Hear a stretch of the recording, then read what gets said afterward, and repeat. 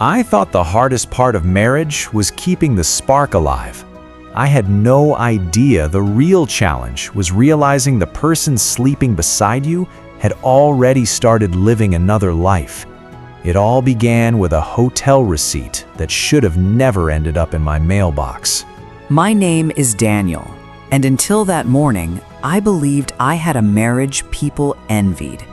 My wife, Olivia, and I had been together for 9 years, and every milestone felt earned through trust, laughter, and surviving life's ordinary storms together. We met during our first week at college, after fighting over the last available parking spot. She laughed instead of getting angry, and somehow that ridiculous argument became the beginning of the greatest love story I thought I'd ever live. Life wasn't glamorous, but it was ours. We bought a modest house outside Seattle, adopted an energetic golden retriever named Cooper, and spent Friday nights making homemade pizza while arguing over terrible reality TV shows neither of us admitted enjoying. Olivia worked as a pharmaceutical sales representative, so occasional business trips were completely normal. Sometimes she'd leave before sunrise and return exhausted the next evening, carrying airport coffee and stories about delayed flights and endless client meetings. I never questioned those trips because she'd never given me a reason to. Trust isn't built through grand gestures. It's built through thousands of ordinary moments where someone consistently gives you peace instead of doubt. The first crack appeared so quietly, I almost ignored it. Olivia suddenly started taking every phone call outside, even during dinner, claiming work had become incredibly stressful after her company reorganized several sales territories. Then came the passwords. Her phone had always been unlocked around me, but overnight it became glued to her hand. If I walked into the room unexpectedly, the screen disappeared before I could even notice what she was reading. I hated myself for noticing those changes. Love teaches you to believe someone's explanations, while instinct whispers uncomfortable questions you desperately don't want answered. I convinced myself I was becoming paranoid instead of paying attention. One Tuesday afternoon, I came home early after my client canceled a meeting. Among the usual stack of bills sat a plain white envelope with the logo of an upscale downtown hotel I'd never visited before. At first, I assumed it was junk mail or a promotional offer. Then I noticed Olivia's name printed beneath our home address, followed by the words, "Thank you for staying with us." My stomach tightened before I even opened it. Inside was a detailed receipt requesting payment confirmation because the corporate card used during check-in had been declined after checkout. Room service, valet parking, 2 nights, 1 king suite, total balance, $1,486. I stared at the dates until they blurred together. According to Olivia, she'd spent those exact 2 days attending a medical conference 3 states away. I remembered because I watched Cooper alone and ordered takeout both nights. My first instinct wasn't anger, it was denial. There had to be some administrative mistake, a stolen identity, or an accounting error. People don't destroy nearly a decade together over hotel rooms and hidden weekends. Instead of confronting her immediately, I called the hotel pretending to clarify a billing issue. The receptionist politely confirmed the reservation existed, but refused to disclose additional details because of privacy policies. That answer should have satisfied me, but it only deepened the mystery. The reservation was real, the receipt was real, which meant somebody using my wife's identity had stayed there, or my wife had. That evening, Olivia walked through the front door smiling like nothing had happened. She kissed my cheek, scratched Cooper behind the ears, and asked whether I wanted Thai food for dinner, as if our world hadn't already shifted beneath my feet. I almost showed her the receipt immediately. Instead, I watched her. Every smile suddenly looked rehearsed. Every casual conversation felt carefully measured. I hated what suspicion was turning me into, but I couldn't stop. The next morning, she left for work, forgetting her tablet on the kitchen counter. I wasn't looking for evidence anymore. I was searching for reassurance that I had misunderstood everything. What I found wasn't reassurance. Her calendar listed a recurring meeting every second Thursday labeled only with the initials AM. It matched nearly every overnight business trip she'd taken during the past 8 months. I told myself initials meant nothing. They could represent a client, a regional manager, or a training seminar. Yet my pulse kept climbing because every logical explanation somehow felt less convincing than the impossible one. That weekend, Olivia announced another overnight conference. She packed quickly, hugged me a little longer than usual, and drove away before sunrise. 20 minutes later, I made the worst decision of my life. I followed her, not proudly, not dramatically, just quietly, staying several cars behind while hoping she'd pull into the airport and prove I'd become the jealous husband I promised I'd never become. She never reached the airport. Instead, she drove straight toward downtown, parked inside the same luxury hotel listed on the receipt, and disappeared through the revolving doors, carrying only a small overnight bag. For nearly an hour, I sat frozen across the street. Every excuse I'd invented collapsed one after another. Still, some desperate part of me believed there had to be another explanation waiting upstairs. Then I saw him.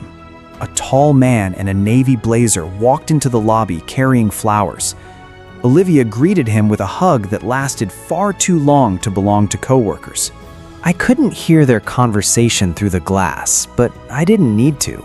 She smiled the way she'd smiled at me years earlier, back when I still believed I was the only person who made her eyes light up. I drove home before they could see me. Somehow, witnessing the truth felt quieter than I'd imagined. There were no explosions, no dramatic confrontations, only silence filling every corner of the house we'd built together. That night, she texted me from the conference saying she missed me already. I stared at the message for 10 minutes before replying with 3 words, "Love you too."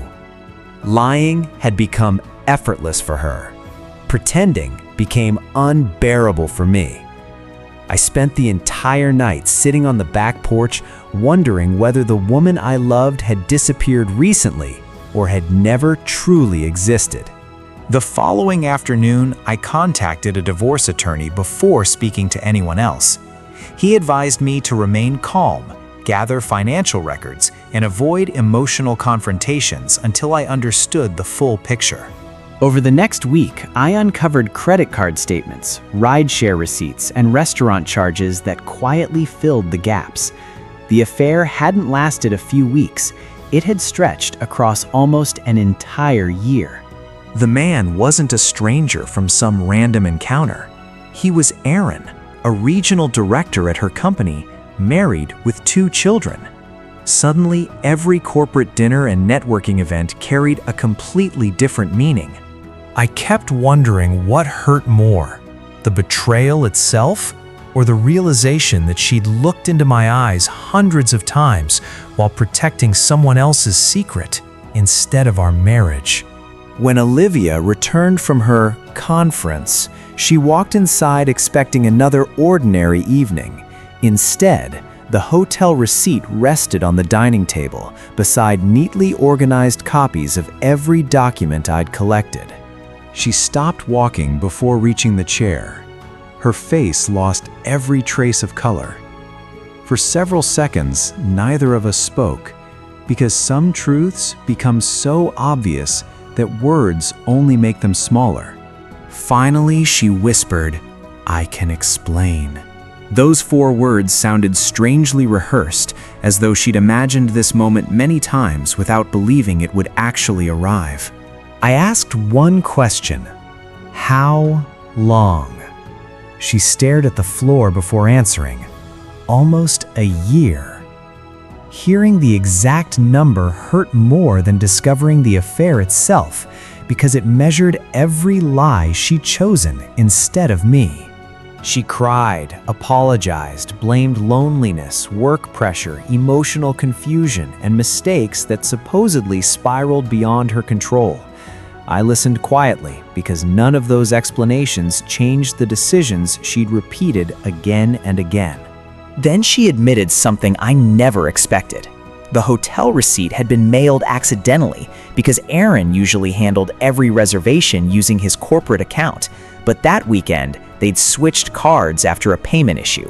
One tiny administrative mistake had exposed months of deception. Not guilt, not honesty, not conscience. A billing error had accomplished what the truth never did. I realized something painful in that moment. If the receipt hadn't arrived, she'd probably still be kissing me goodbye every morning while planning weekends with someone else behind my back. I told her I wasn't leaving because of one affair. I was leaving because trust had died long before I discovered the receipt. And without trust, marriage becomes nothing more than shared furniture. The divorce wasn't quick or easy. We sold the house, divided our savings, and watched years of memories disappear inside moving boxes. Cooper came with me, becoming the only part of my old life that never lied. Months later, I bumped into an old mutual friend who quietly mentioned Olivia and Aaron hadn't lasted 6 months together. Once secrecy disappeared, so did whatever illusion had connected them. For a while, I wondered whether karma was real. Eventually, I stopped caring, because healing begins the moment someone else's choices stop controlling your future. Today, my life looks completely different. I'm not the same optimistic husband who ignored every warning sign, but I'm also stronger than the broken man who opened that envelope on an ordinary Tuesday afternoon. Looking back, the hotel receipt didn't destroy my marriage. It revealed that my marriage had already been destroyed long before the evidence reached my mailbox. Sometimes the truth doesn't create heartbreak, it simply uncovers it. If you're ignoring your instincts because you're afraid of what they might reveal, remember this: love deserves trust, but trust should never require you to ignore reality when the evidence keeps speaking louder. Thanks for listening to my story. If it kept you guessing until the very end, don't forget to like, subscribe, and share your thoughts below. Because sometimes one small detail can change an entire life forever.